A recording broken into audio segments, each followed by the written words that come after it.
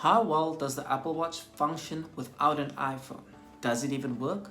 I was plagued by these questions before I sold my iPhone 8 Plus earlier this year. Keep watching to see what I found.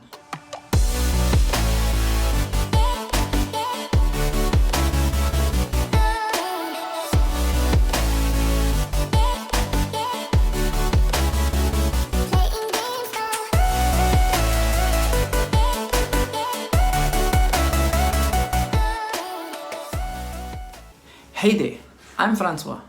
I'm passionate about exploring ways that I can make my technology work for me. If you would like to get the best out of your technology, please subscribe to my channel for ideas on how to do just that.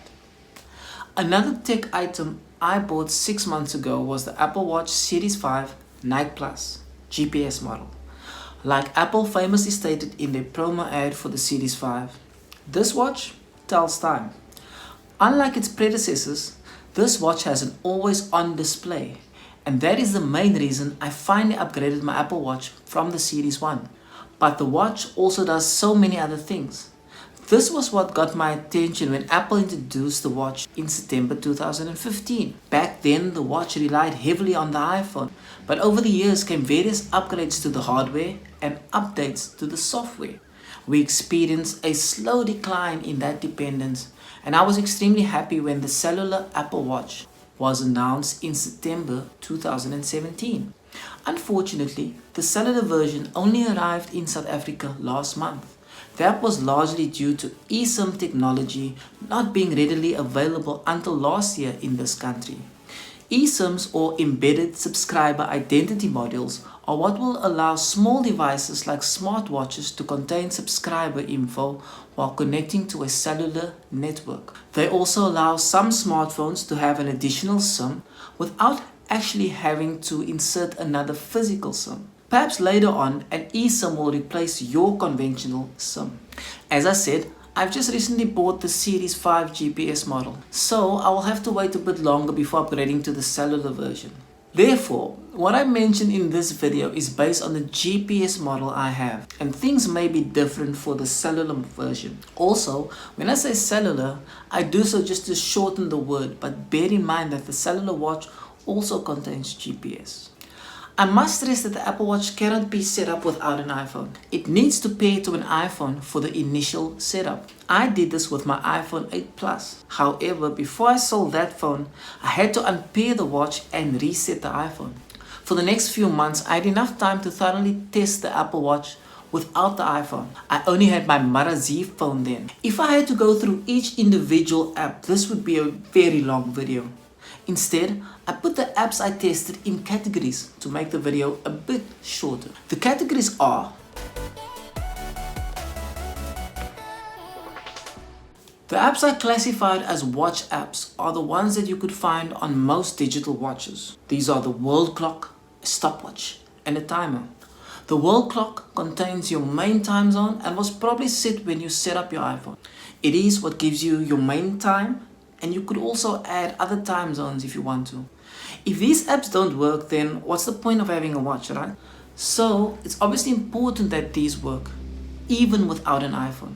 And they do. I didn't care much for watches when I started using a smartphone. Most people still don't. But where the Apple Watch really shone for me was the ability to track my fitness more accurately than any smartphone could. So I was happy when the activity and workout apps were still fully functional. I speak about these apps in more detail in a previous video entitled My Perfect Week, which I can hopefully link here or in the description box below. So needless to say, these apps work fine.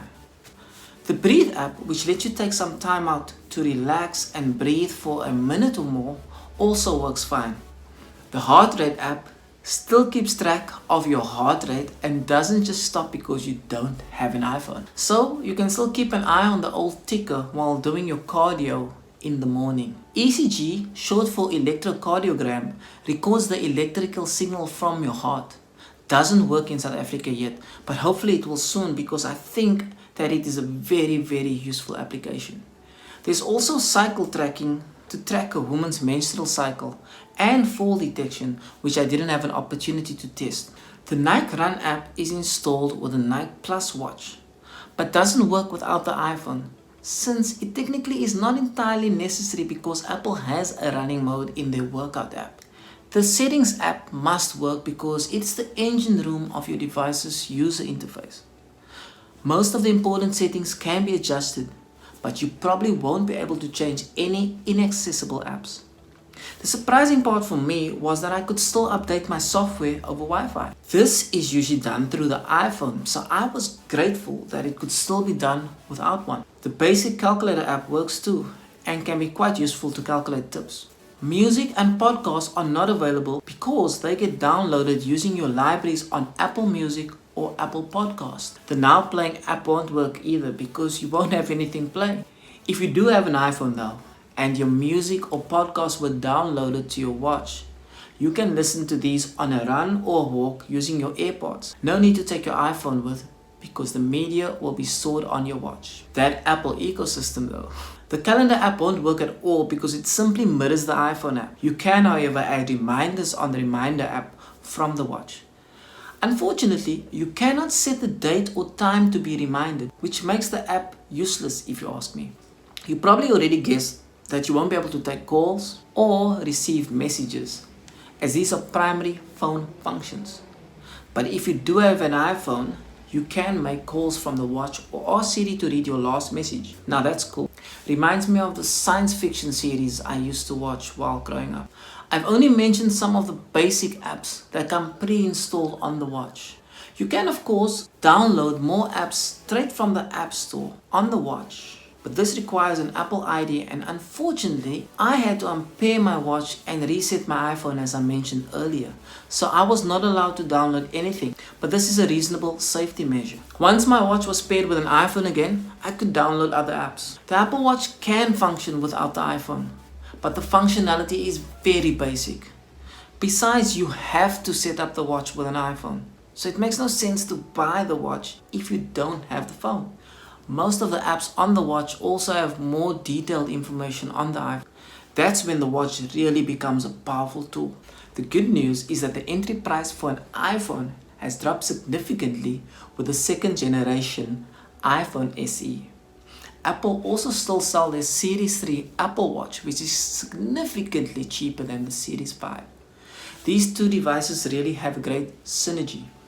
If you do venture deeper into the ecosystem, you will find that it does unlock more awesomeness.